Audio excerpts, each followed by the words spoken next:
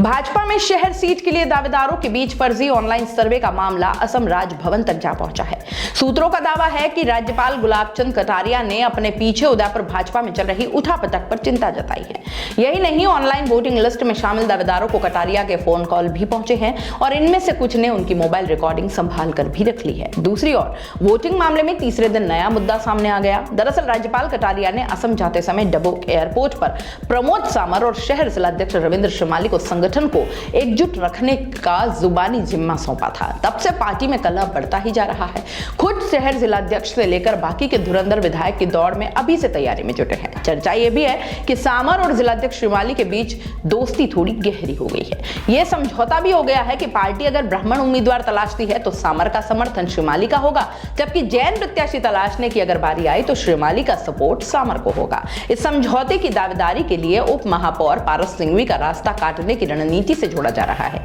हालांकि कटारिया के संकेत के बाद सिंघवी ने दावेदारों की सूची से खुद को दूर कर लिया है, जबकि उनके प्रयासों से ऑनलाइन वोट का आंकड़ा सैकड़ा पार कर गया था। दूसरी ओर नगर निगम निर्माण शाखा प्रभारी मनोहर चौधरी ओबीसी वोटिंग को लेकर अभी ही सक्रिय है।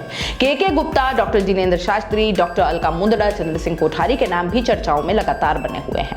विधानसभा चुनाव को लेकर भले ही अभी 8 महीने बाकी हैं, लेकिन दावेदारों के बीच वोट बैंक पक्का करने की तैयारियां जोरों पर है। उदयपुर शहर की सीमा में 70 वार्ड हैं। इस हिसाब से ब्राह्मण 42,000 और जैन वोटर्स की संख्या करीब 39,000 है। चूंकि शहर विधायक के चुनाव में केवल 50 वार्ड शामिल हैं, इसलिए इन वार्डों में जैन वोटर्स की संख्या 25,000 और ब्राह्मण संख्या 22,000 ही रह जाती है। शहर विधानसभा में 2,47,000 वोटर हैं। इनमें से 1,24,000 वोटर केवल ओबीसी के हैं। मुस्लिम आबादी वाले वोटर्स में करीब 3,000 का इजाफा हुआ है और अब यह संख्या 30,000 हो गई है। वहीं ईसाई वोट 2,000 और सिख वोट करीब 800 हैं। ओबीसी के आंकड़े बताते हैं कि देश में इस सूची में 142 जातियां हैं।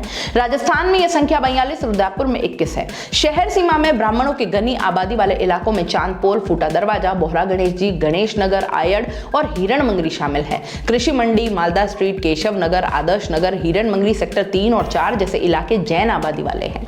ऑनलाइन वोटिंग में पहले लिंक शेयर करने वाले मीडिया प्रभारी चंचल अग्रवाल और बाद में के गुप्ता के नाम पर अपनों ने ही अविश्वास जताया और फिर पदाधिकारियों ने लिंक की कारस्तानी का पता लगाया। ये खिलवाड़ करने वाले चेहरे नेतृत्व तक पहुंच गए हैं। ऐसे किरदारों की निगम में बैठक बताई जा रही है। करीबी होने के कारण भाजपा ने मामले में एफआईआर होने से हाथ खींच लिया। दूसरी ओर खुद को बेदाग साबित करने के लिए गुप्ता जिलाध्यक्ष श्रीमाली से एफआईआर कटाने का आग्रह कर चुके हैं। रविंद्र श्रीमाली, शहर जिलाध्यक्ष भाजपा का कहना है कि असम राजभवन से किसी तरह का फोन नहीं आया। यह सही है कि कटारिया ने जाते समय एयरपोर्ट पर मुझे और प्रमोद सामर को संगठन में एकजुटता और अनुशासन बनाए रखने की जिम्मेदारी सौंपी थी और इसके बाद राजनीति में कोई भी व्यक्ति कुछ भी बात करे तो उसे रोका नहीं जा सकता। इतना ही जरूर कहूंगा कि सामर और मैं कॉलेज राजनीति से साथ हैं, हमारे विचार मिलते हैं। इसका मतलब ये बिल्कुल नहीं कि हमारे बीच कोई समझौता हुआ है। वहीं पारस सिंघवी उप महापौर का कहना है कि मैं शहर विधायक की दावेदारी नहीं करता। पार्टी और शीर्ष नेतृत्व चाहेगा तो चुनाव लड़ूंगा, वरना पार्टी के आदेश पर तय प्रत्याशी को जिताने का धर्म निभाएंगे। मैं महापौर की दौड़ में भी नहीं हूं, पार्टी का सेवक हूं, आदेश की पालना करूंगा। नहीं होगा तो मेरा व्यापार करता रहूंगा।